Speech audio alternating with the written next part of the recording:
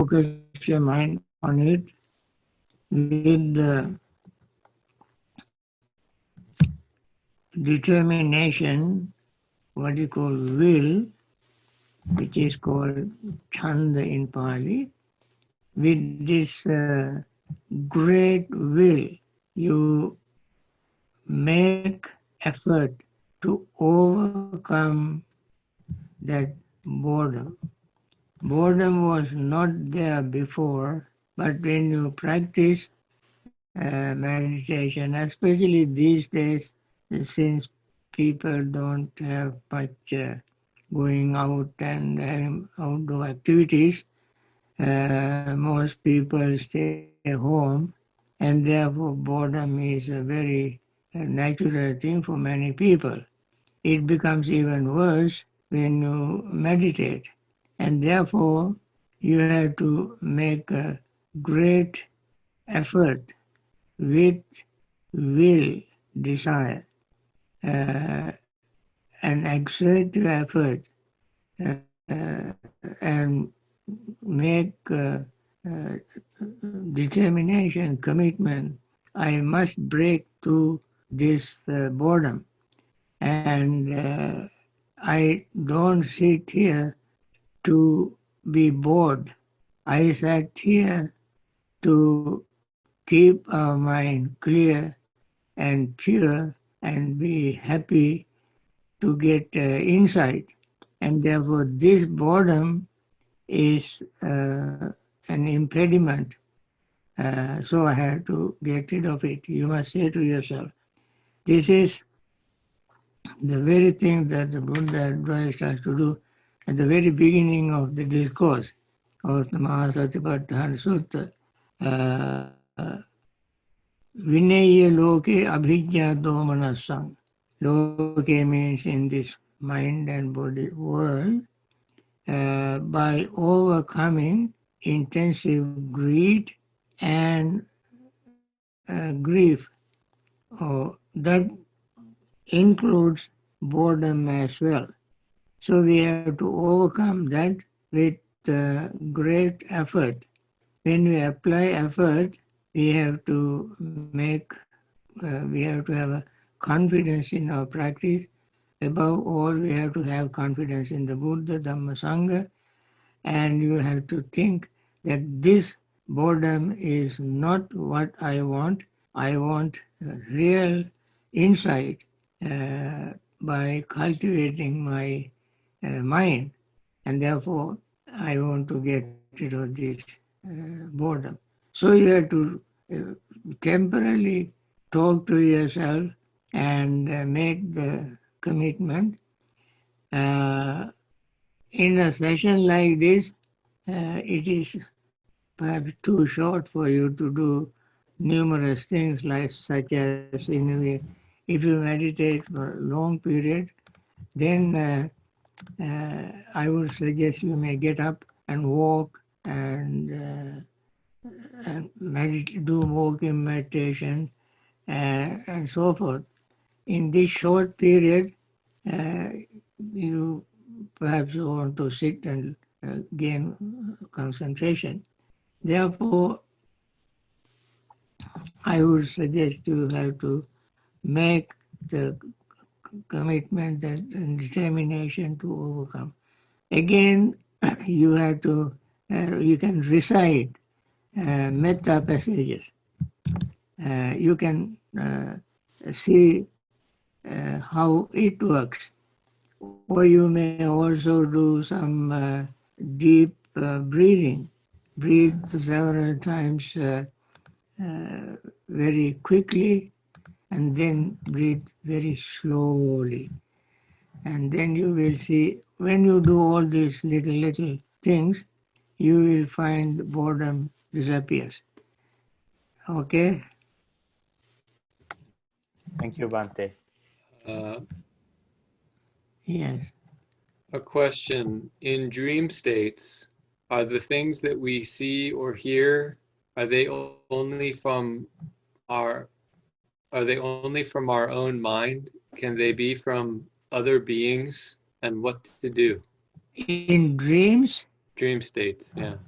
in dream state, uh, either you may be imagining of or fantasizing, uh, or you may be really dozing.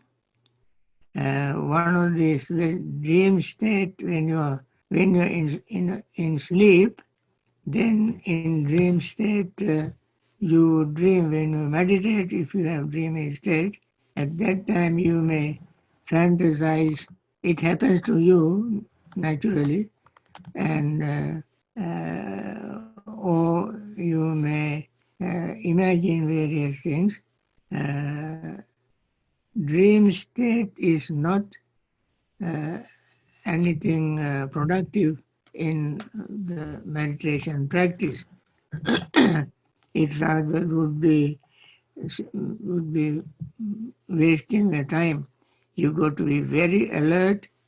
I would say when you have dozing and dreamy and so forth, open your eyes wide and stay for a few, maybe a minute or so, with eyes open. And then you close your eyes and start your practice. That is what I would suggest when you have a dreamy state.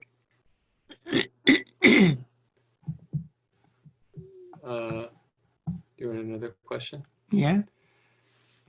Could Venerable speak to the power of the Ratana Sutta and a bit of its history, if at all possible? Many are listening to this sutra during this pandemic. Thank you.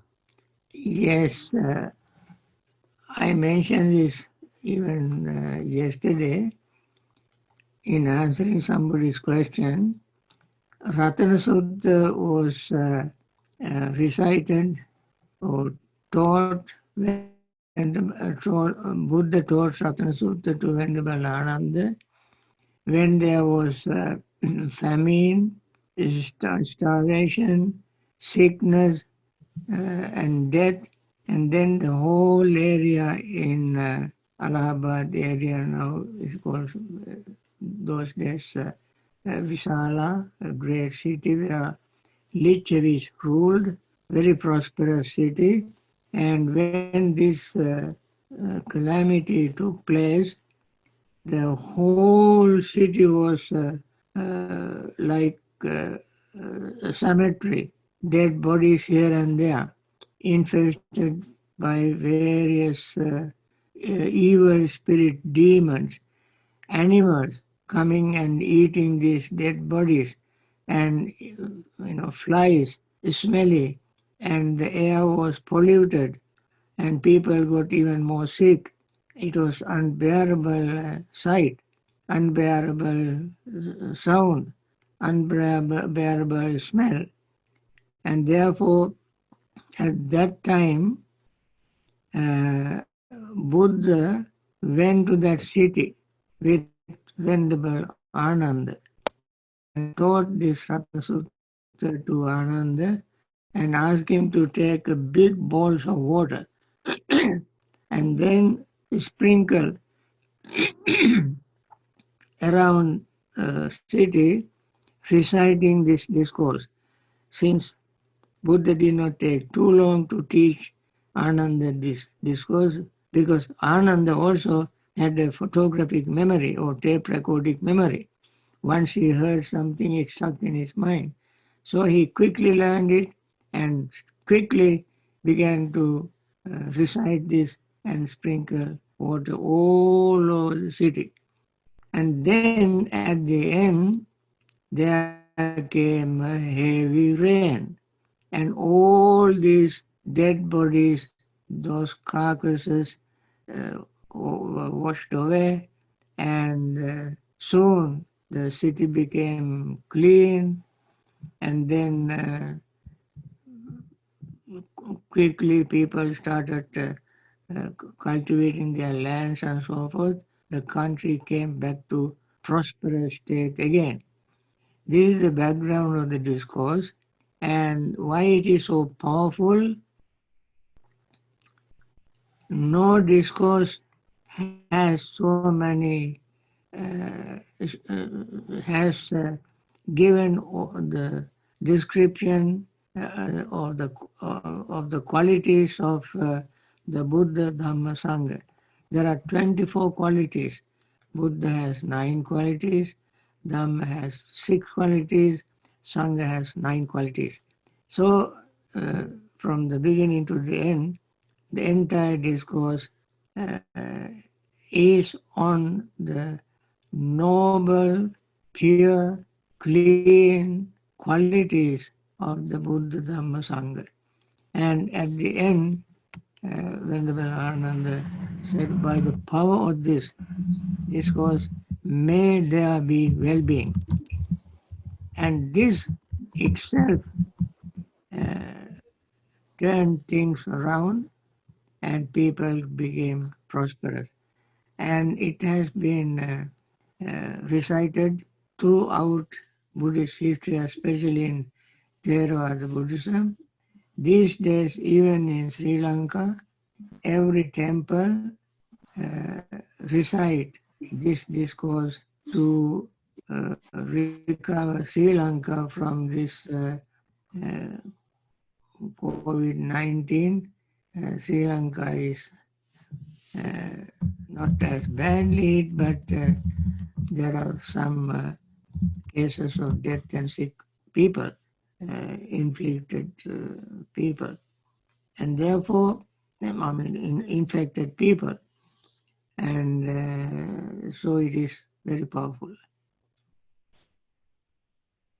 Okay, now that's all time we have for answering questions. Now let us sit and meditate. Okay.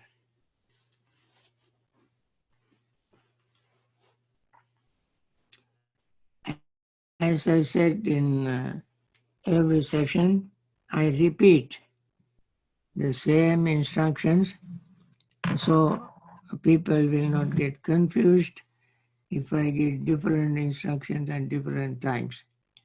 So I'm going to recite what we recited in the morning, and this is what we are going to recite every day. And this discourse that we recite is as good as Ratana Sutta. This also has a very beautiful background, which, if you want, I mention at the end. Now let us begin. You may sit in a calm posture and close your eyes. Put all your heart into this recital and listen to the words of this recital and pay total attention to it and cultivate metta in your mind as these words I recite. May all beings be happy and secure. May all beings have happy minds. Whatever living beings there may be, without exception, weak or strong, long, large, medium, short, subtle or gross, visible or invisible, living near or far, born or coming to birth, may all beings have happy minds. Let no one deceive another, nor despise anyone anywhere. Neither from anger nor ill will should anyone wish harm to another. As a mother would risk her own life to protect her only child, even so, towards all living beings, one should cultivate a boundless heart.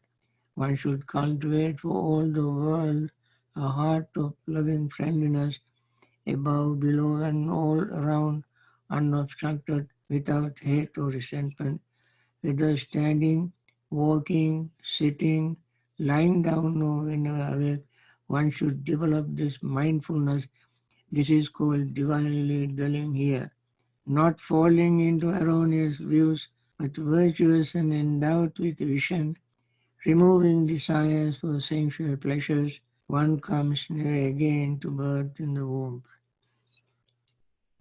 And these are very powerful thought of metta. With this in mind,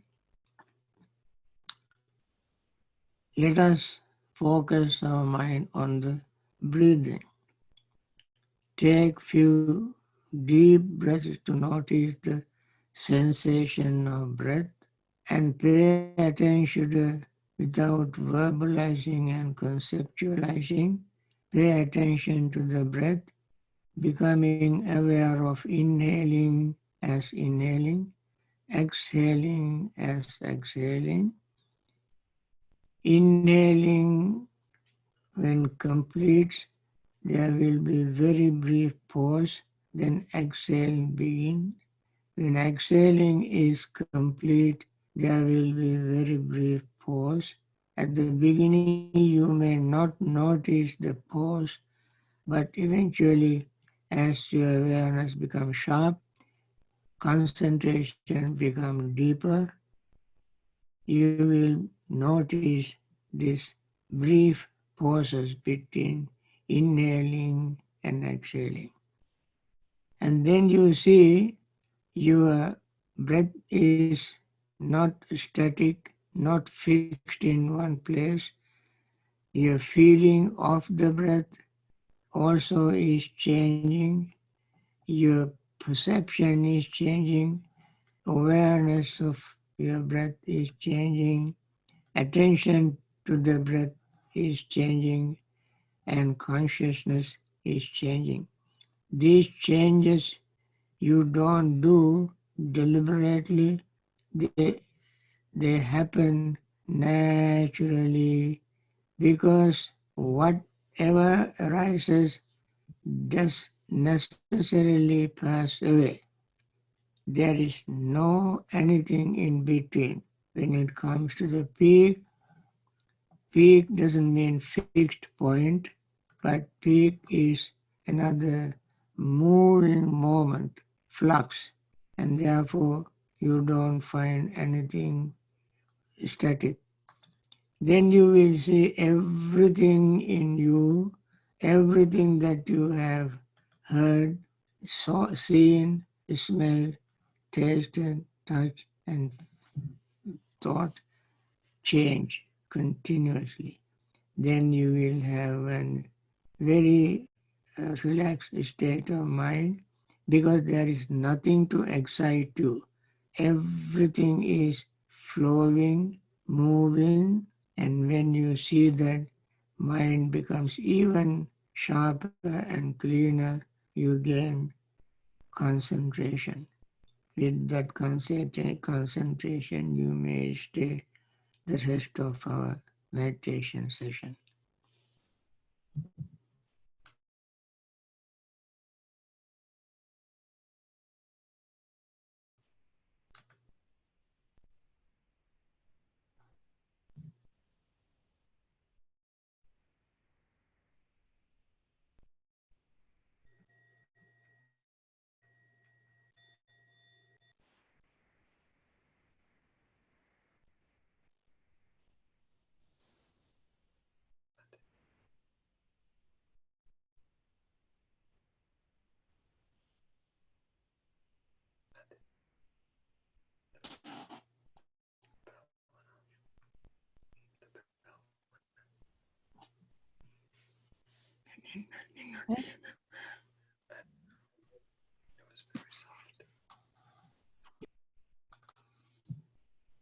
Nattidanam apanyassa panyanattya jayato yam hidanancha panyacha save nibbana santike. There is no concentration without wisdom, no wisdom without concentration. One who has both wisdom and concentration is close to peace and emancipation. Once again, with this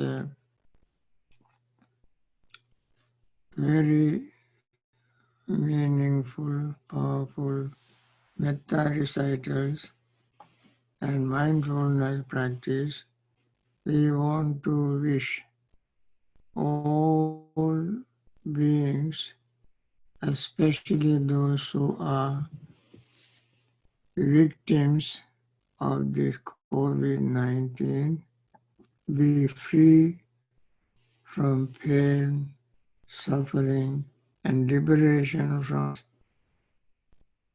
unfortunate events, sickness, and return to normal, healthy life and live long in very good health. Now, friends, you may, if you have any question, you may ask your questions.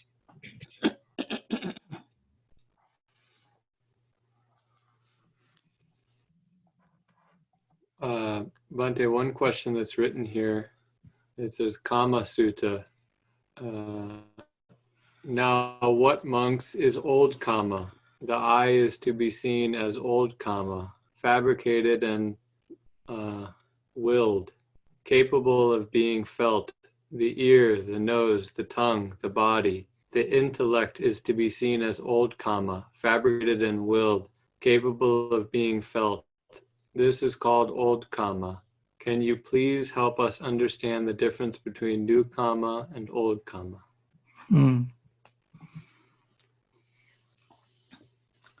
New Kamma is what we commit now. As a result of all Kamma, we have this eyes, ears, nose, tongue, body, and mind. And it is very powerful statement because of our old karmas. We have the senses, and these senses we use for experience sensory objects. And each time we experience sensory objects, consciousness, contact, feeling, perception arise. And from all these, we experience, each and every one of us, different feeling, different perception, different thoughts, and different state of consciousness. And for instance, when two of us watch one particular object with our eyes or hear one sound with our ears, a smell and taste and so forth, we both will not have the same understanding, same feeling, because of our own pre-conditioned states.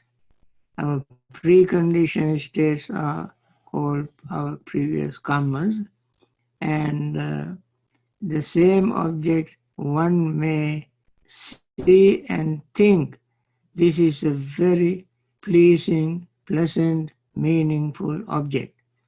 Another person may not think that way. The person will find some faults in it, will have some negative attitude towards it, and when he begin to see faults in it, negative attitude, then the person will experience dukkha, suffering, because seeing something unpleasant is not bringing pleasant feeling.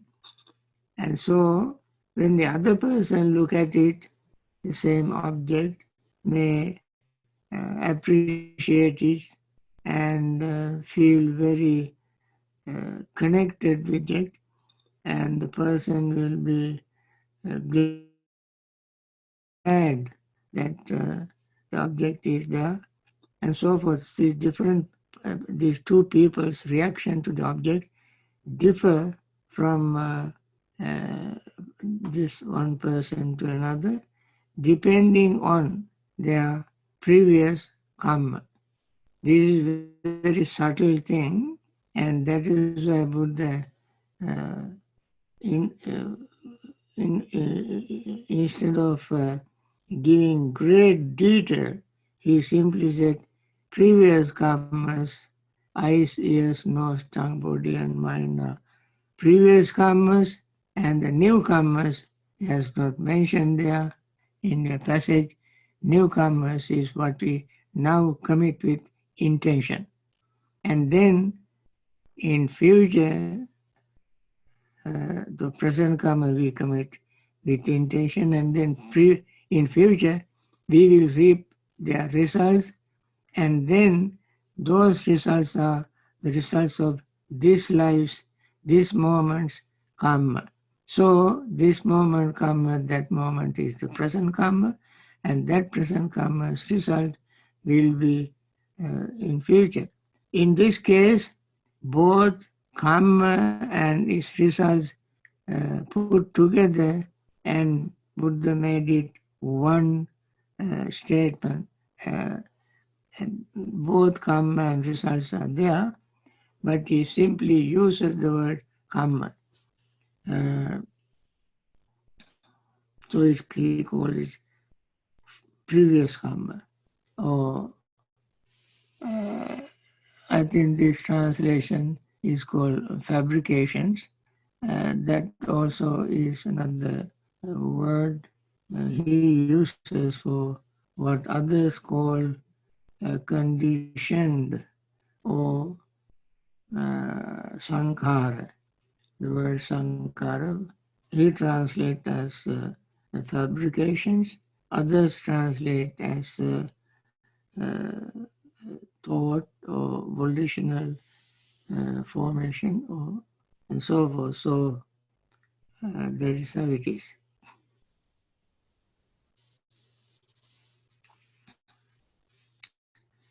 Uh, understand difference between newcomer and okay. Bhante, I have a question. So one question I have is, uh, so attention is fickle, but what about awareness? Is it permanent or impermanent?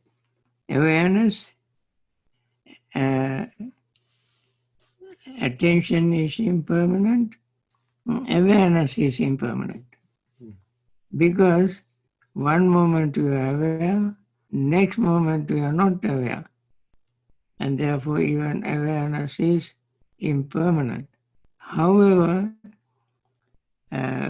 we can develop our perpetual awareness through the practice of mindfulness. And still, awareness arises and passes away, arises and passes away very quickly. Frequency is very quick. And therefore, we may think the awareness is one continuous event. But even awareness arises and passes away, new awareness arises and passes away. So,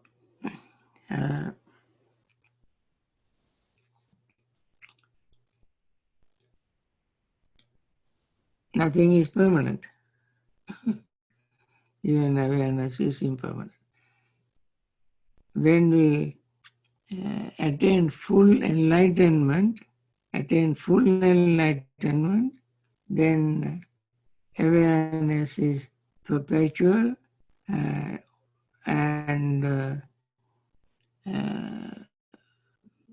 only when we we sleep. During that time, according to the Buddha's description, even sleep, he went with full awareness of how long he sleep, and when he gets up, so he has full awareness. But even that awareness is not something permanent. Permanent is only one permanent thing, that is Nibbana, because it doesn't have a thing. When there is a thing, anything, then impermanence also is there. Nibbana is not a thing.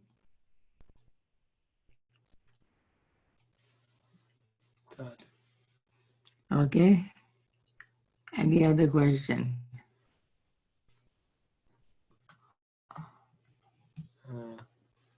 Here's one from Atanas. Uh-huh. Is Dhamma also impermanent, or is it permanent? Dhamma as mental factor is impermanent, but Dhamma as universal truth is permanent. For instance, impermanence is Dhamma. Impermanence is the truth. Impermanence is a law. Impermanence is established, and therefore it is permanent. The permanent Dhamma, real permanent Dhamma, is Nibbana. So when people talk about Akalika Dhamma, Dhamma unaffected by time, they interpret that word to mean Nibbana.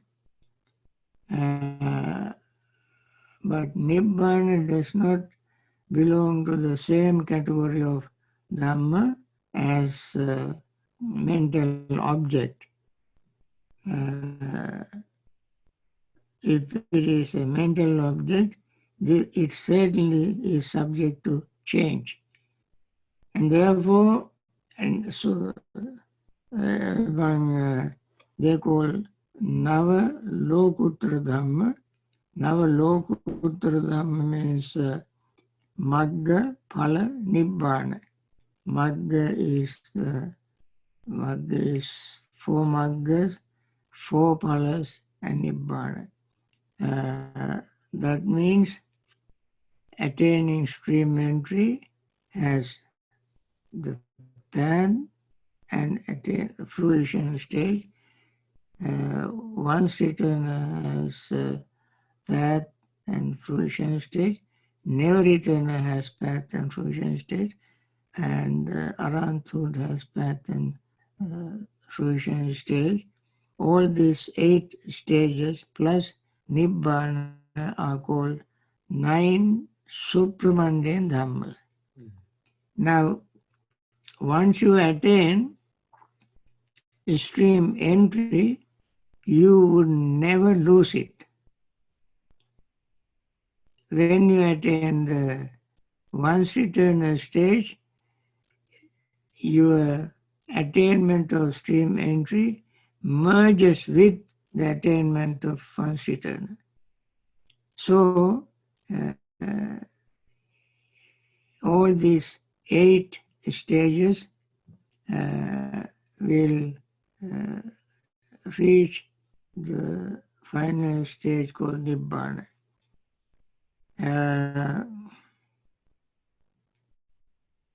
It is like in Rathavinita Sutta in Majjhima Nikaya, it is Mahakottita explained that relay chariot, the first chariot runs to some extent, and then the passenger is transported to the next one, And then the second reaches certain stage, relay transport. Then finally he reaches the last goal, goal. But all these previous chariots supported him to attain reach the last stage.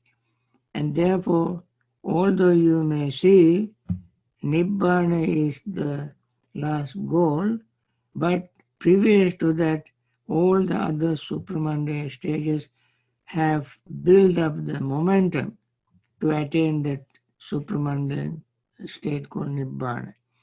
And therefore, all these previous stages uh, impacted upon the succeeding stage to attain Nibbana. And therefore, that attainment is the only one that we can call permanent, Nibbana.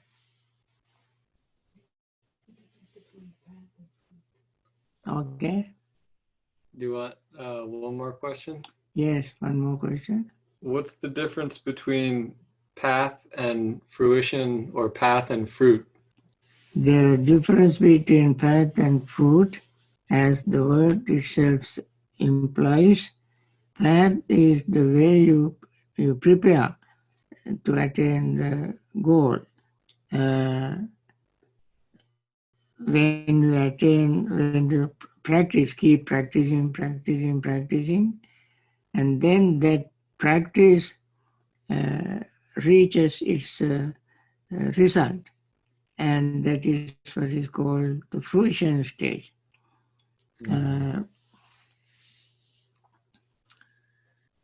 I give you my own interpretation. For instance, you want to attain the stream entry, you have to practice meditation with good moral background. Ordinary people can observe only 5 precepts very diligently, and that is their precept.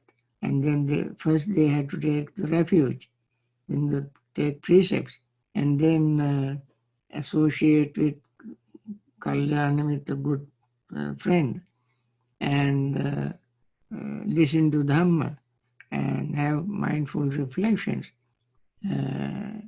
With all this, doing all this is your preparation to attain the stream entry. That is called path. And when you attain the stream entry, you have reached the fruition stage. I would say that there are 3 fetters to overcome. View of self, doubt, and then believing in the attainment of this stage by following the rules and rituals. These are the 3 what we call fetters. When you overcome one of them, you immediately become the stream entry, a path follower. That means you are on the path. And then you continue to do that, and then you overcome another fetter. Still you are on the path. Then you overcome the last one, then you have completed the entire course, and then you will have a certificate. That is like that. Certificate I use metaphorically, but you attain the fruition stage. Similarly, to attain the second level, you have to overcome the gross part of greed and then hatred, one of them, depending on your personality. You enter the once eternal path stage. When you overcome the gross part of the other fetter, then you are on the fruition stage of the once eternal state. And then when you completely eradicate one of these two weakened fetters, you are on the path to attain never eternal state. When you overcome the other fetter that you have already weakened, then you attain the never eternal fruition state. Like that, overcoming certain fetters, you when on the process of attaining fruition stage. The difference is path stage is a preparatory stage, fruition is the completion of that state. Excellent. Thank you, Bhante. Okay, friends, I think we have to close this session. Everything is impermanent, including this session. So we see you tomorrow morning, and I want to wish you good night. Thank you, Bhante. Thank you, Bhante. Pinsideveva. Just getting some cardio exercise. Thank you, Bante. I've been doing Thank you, jumping Sadhu, Bhante. sadhu, sadhu. Thank you, Bhante. Sadhu. every day. Sure, my neighbor downstairs doesn't. Thank you, Bhante. Thank you, Bhante.